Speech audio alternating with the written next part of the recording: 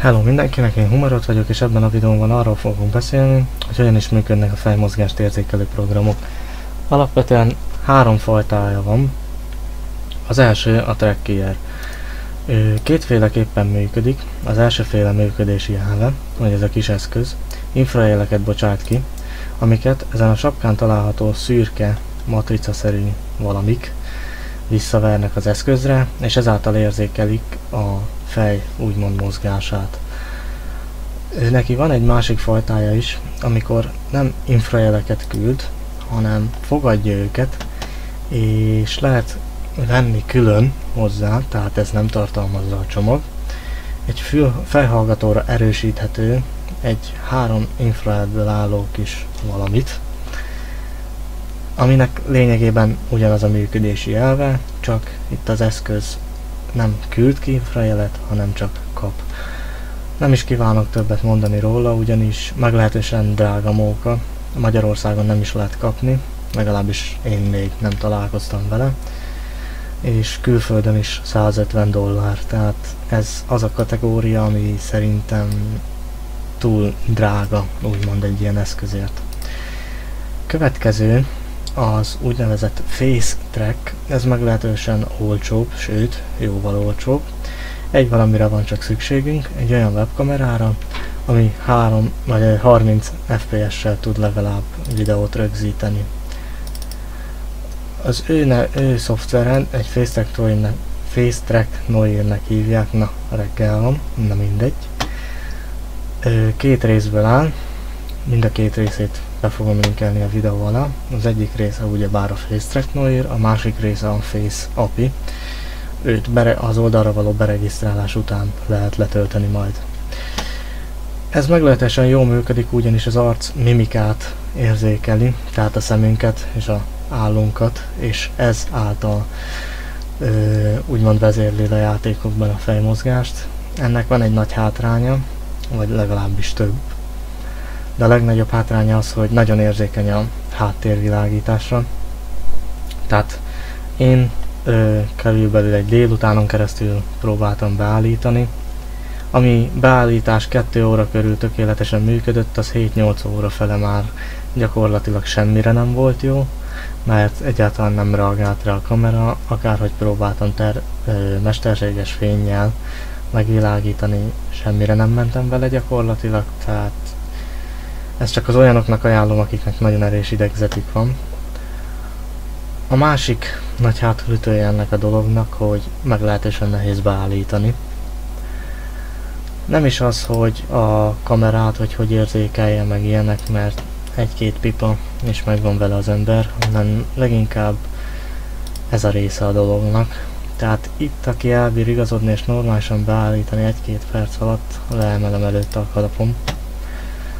Számomra mondom, mert egy délutánig tartott, de ez este gyakorlatilag használhatatlan. Van egy másik módszer is, ami valamivel drágább, de nem sokkal. Itt szükségünk van a webkamerára, de itt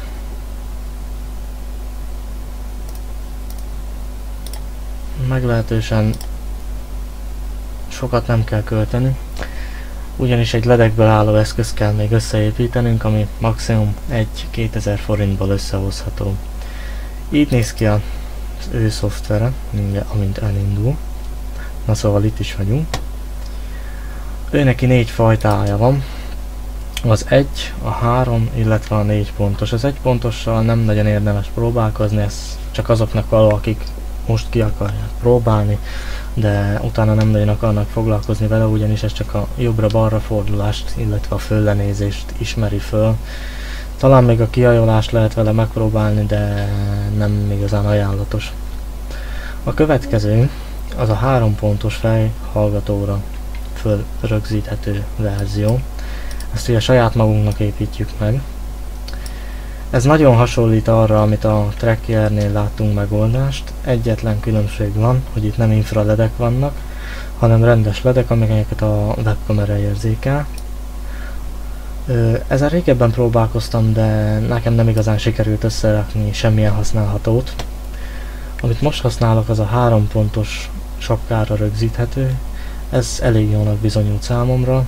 Ezzel a kettővel már igazából bármely fejmozgás lehet érzékelni, a jobbra-balra föllenézésen kívül is, tehát a kihajolás, a fentről vagy lentről való nézés, bármit tényleg, tehát ez a szimulátorokhoz eléggé ajánlott, aki nagyon szeret ilyenekkel játszani. A következő a 4 pontos, de igazából annyiba különbözik, hogy ugyebár azon kívül, hogy plusz egy LED van, valamivel pontosabb, de nem sokkal.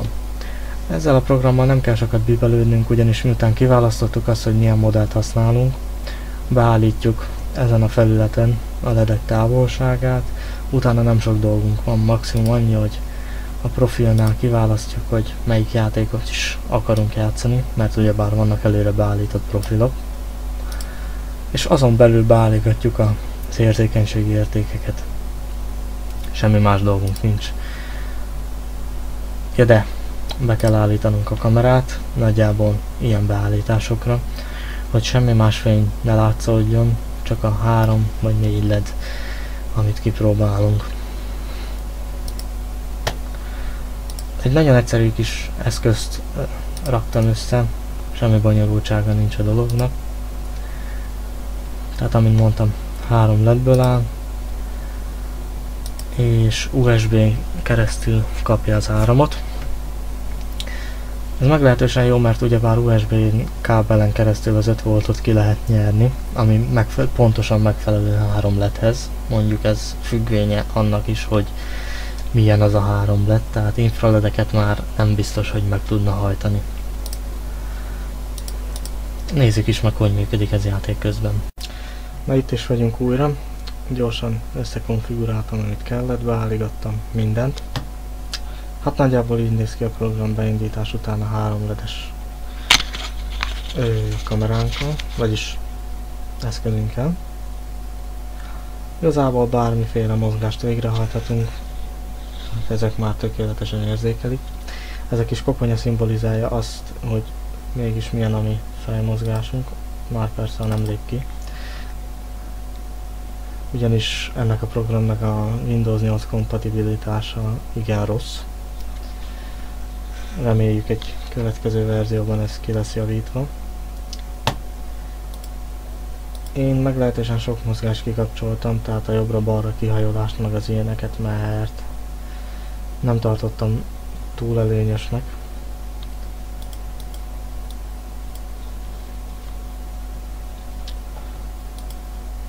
De nézzük is meg, hogy néz ki ez játék közben.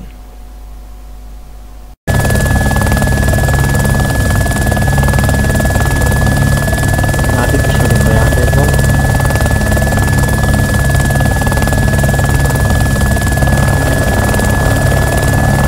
Igazából teljesen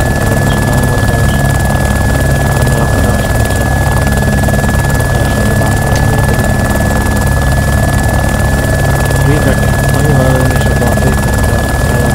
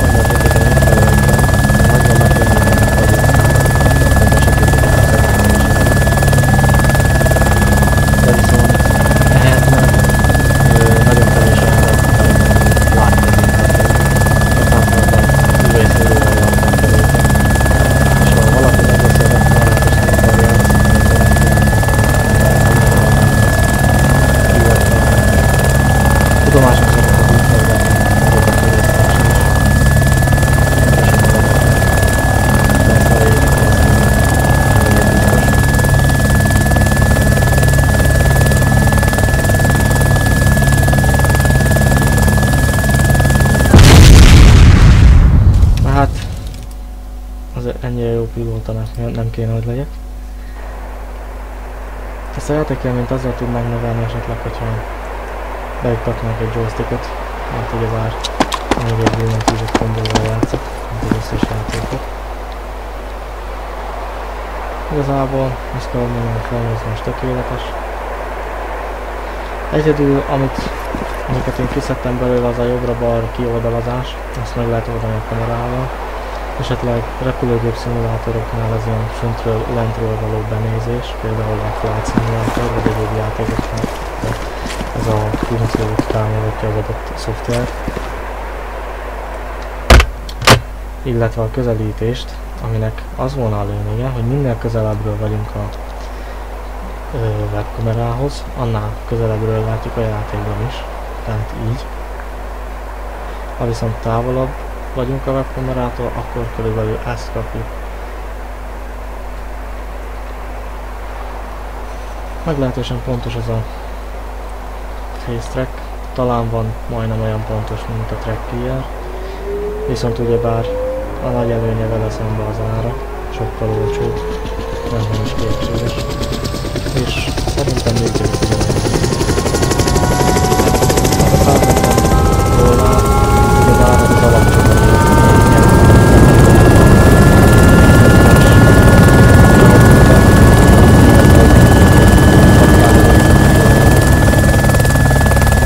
Ezért a 3-es fejhallgatóra odaállja $20-35 környékén.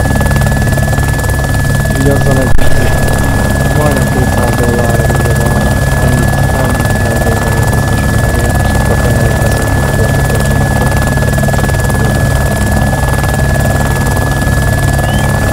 Én azt mondom, hogy szeretett szimulátorjátéknak mindenképpen építsen egy ilyen szerkezetet. Nem nehéz, egyáltalán. És például sokban megkönnyíti a helikopterrel való vezetést, vagy akár a repülőgépekkel, vagy bármivel. Tehát mi nézünk egy pontra, addig a repülőgépek irányítják úgy, ahogy akarjuk, közben meg kell megállnunk vele, hogy véletlen esetben. És nagyon sokban segíti.